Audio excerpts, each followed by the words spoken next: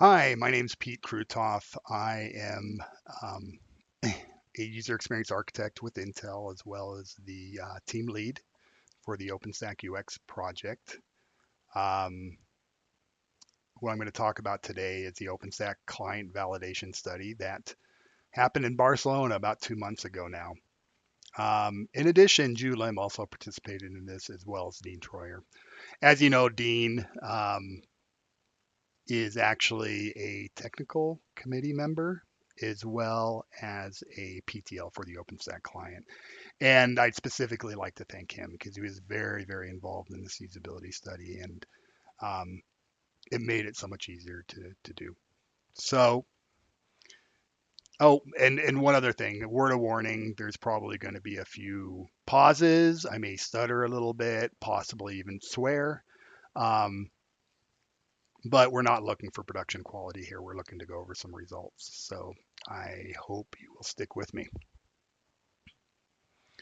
So first of all, I wanted to thank the OpenStack Foundation.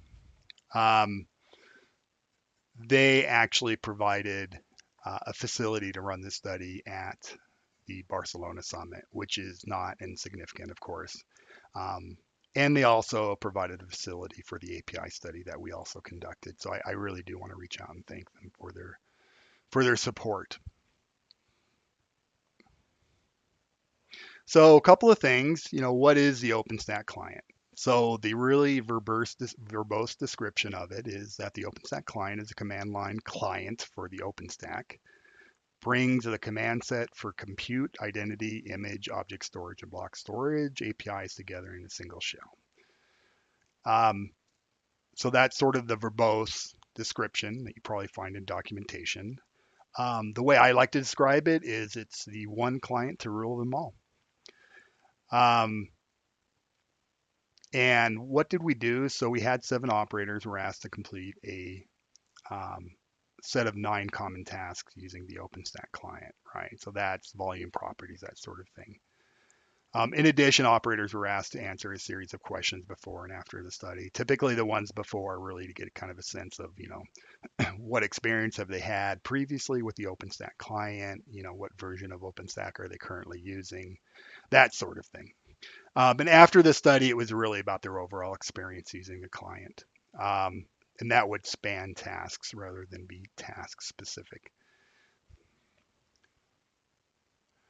So the executive summary, there was a learning curve where operators needed to become familiar with the commands and structure. And we did find that that learning curve did flatten out significantly after participants, learned the combined commands and structure. You know, so it wasn't significant. It felt like they were typically able to figure it out during the first task. Um, and after that, it seemed like they went pretty quick. But there's also some solutions that we can generate that actually makes that learning curve even flatter. So, and we'll cover that later on. So help continues to be a challenge for operators. They weren't able to really search command specific help, right? And what ended up happening at the command prompt is they got like a ton of stuff. At that point, they were having to parse through it and find the specific help that they needed. Um, and that went more towards that they weren't able to discover um, command specific help, which is available, but it just wasn't discovered by operators. So we need to make that a little bit more obvious. All operators clearly saw value and answered that they anticipated using the OpenStack client based on their experience from the study. I'm going to repeat that because I can't emphasize this enough. So all operators clearly saw value and answered that they anticipated using the OpenStack client based on their experience from the study. So I've run a fair amount of studies on behalf of the community. Um, the OpenStack client, in terms of perceived value, always rises to the top. People intuitively understand the need for the OpenStack client, particularly from operators who, are having to endure going across APIs and having things be inconsistent. And the classic example people use is, whether they use tenant or project within their API, right? That shouldn't happen. If you're an operator, you shouldn't have to memorize which services use tenant and which services use project. It's just silly. So let's go on. So the study design, a little more detail for you. So, the pre-study questions, I'm not going to read all of these, but, effectively, have you used the OpenStack client before? Obviously, we want to know that information. If so, how often do you use the client? What release of OpenStack are you using? Again, I'm not going to read through all of them, but I think they're probably pretty intuitive in terms of questions you'd want to ask somebody before you run the study. And then the study tasks, we have 9 of them, in fact. Things like create volume, create a backup of volume, that sort of thing. Again, they were identified from either talking to operators in terms of what they do fairly consistently at work. And some of them were also driven by Dean because he just wanted to watch people use a specific command just to understand whether it's problematic or not. I'm sure he had his suspicions. So after completing the task, operators were asked to rate the experience on a scale of 1 to 5, where number 1 is very difficult, 5 is very easy, and they're also allowed to add comments to explain their rating, which makes sense, right? If you give something in 1 for very difficult, you're probably going to want to dig a little deeper on, why it received a 1. And the same for 5. It was super easy. We're kind of curious to understand why it was super easy. And finally, really a post-study questions, frankly, is just get a sense of the overall user experience. The risks that you run around asking about user experience associated with each of the tasks is, it's just that, it's task specific. So you don't know necessarily that those individual ratings for each task are necessarily going to aggregate into an overall rating. You have to kind of do that separately. So, again, what frustrated you? How would you improve it? Was the command structure easy to learn, use, that sort of thing. So let's go into findings. So this is, a bar chart of all of the ratings. And one of the things we want to emphasize is that all the ratings were a 3 or higher, right? That's important. Because number 1, of course, very difficult, 5, very easy, 3 is right there at the very center. And when you really need to start worrying is when you start getting, an average of 1 or 2 ratings, right? At that point, you have a problem. In this case, the takeaway should be that, nobody rated it lower than a 3. The other thing too is I want to kind of defer to the methodology that we're using on the scale of 1 to 5. Seems obviously fairly obvious. But it is referred to as a single ease question. I think the important thing for you to know is it has been validated. So this isn't some random thing. People have actually run studies to confirm that a single ease of use question actually does accurately measure usability. And again, volume properties were the lowest, but generally speaking, nothing received a lower than a 3 score. So again, volume properties received the lowest ranking for the single ease of use questionnaire. We're speculating one potential cause for the low rating is that the volume properties is towards the beginning of the study, and at the time operators were still learning both the commands and the command structure, right? So a little unfair. If you have to go first, generally it's going to be more difficult to learn. In addition, we also found that volume properties wasn't discoverable in the commands list in help.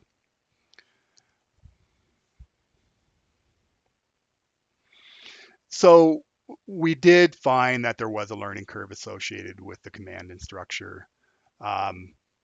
Frankly, it wasn't significant. But there was nonetheless a learning curve associated with it.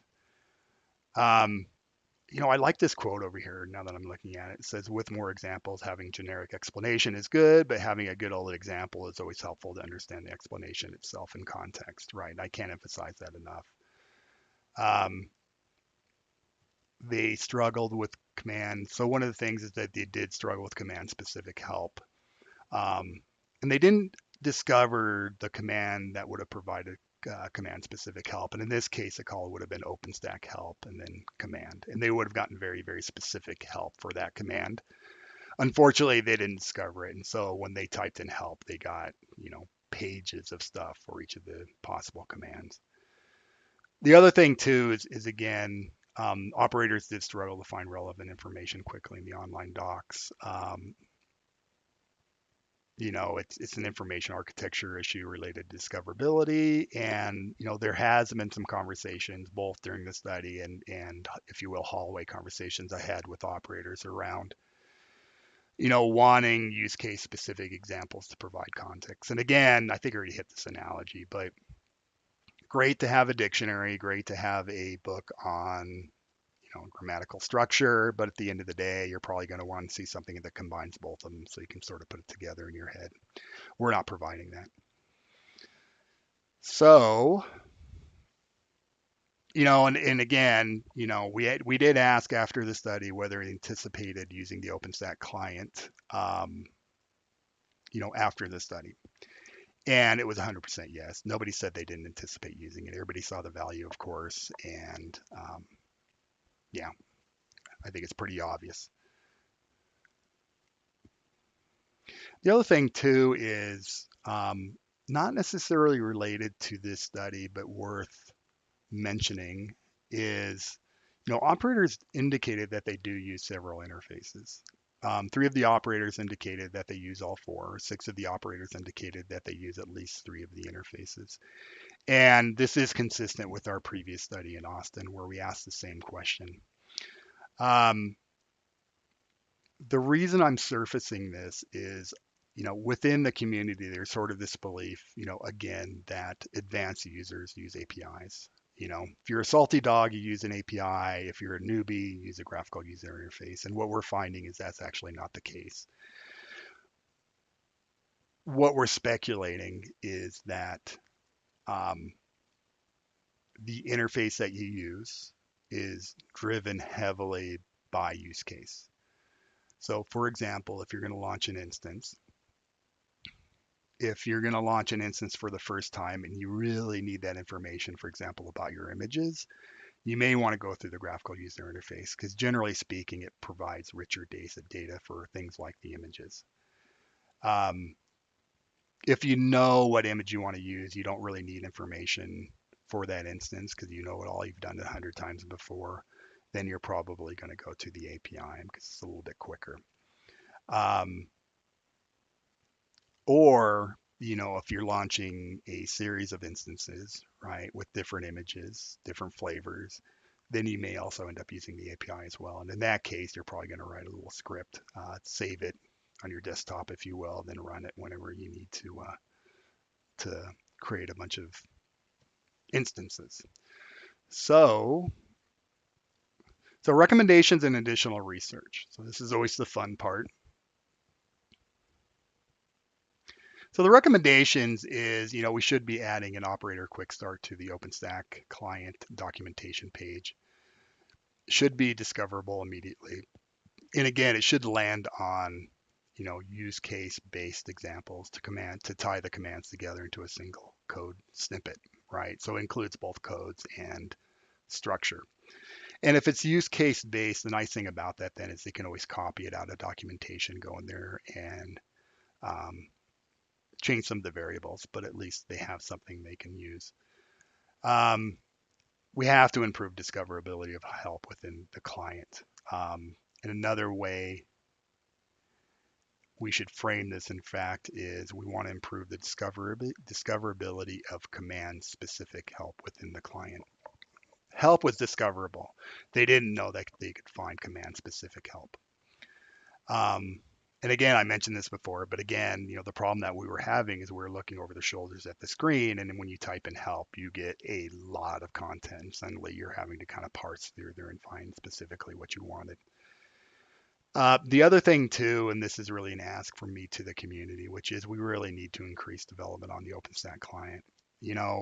I know it's not popular to work on cross-project things, but It's based on, an overwhelming number of operators than anticipated using the client following the study. So there is definitely goodness for operators if we continue to support the OpenStack client. And the impression that I'm getting is,